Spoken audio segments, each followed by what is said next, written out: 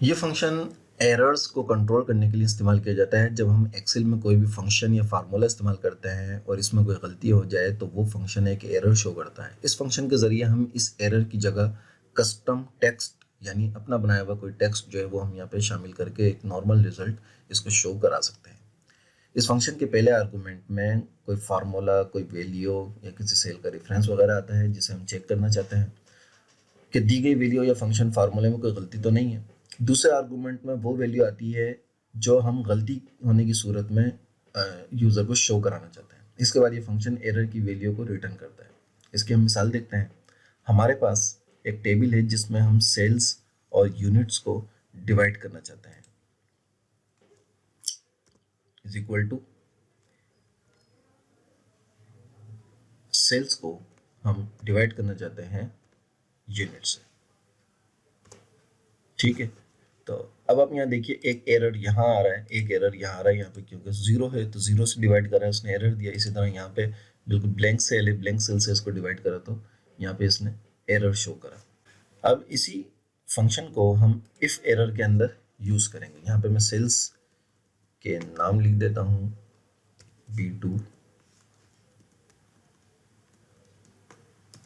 A2।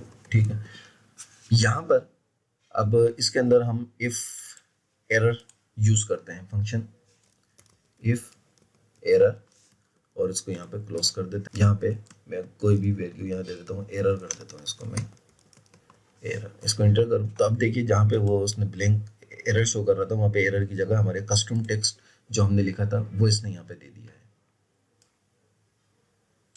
इसको हम कुछ भी कर सकते हैं। मैं यहाँ पे इसको ये कर दूँ समथिंग रॉन्ग। ठीक है, या XYZ हम कुछ भी यहाँ पे टेक्स्ट दे सकते हैं। अब इसी इफ एरर के फंक्शन को हम वी लुकअप के फंक्शन के साथ इस्तेमाल करके देखते हैं कि किस तरीके से हमारे लिए यूजफुल होगा। तो सबसे पहले हम यहाँ पे वी लुकअप का जो फंक्शन है उसको यूज करते हैं, और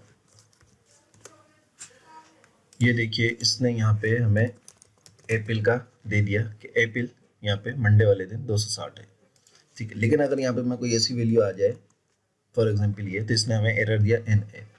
तो यहाँ पे अब हम इसको इफ एरर के साथ यूज करेंगे वी लुकअप को। यहाँ पे अब हम इसको इफ एरर के साथ यूज करते हैं।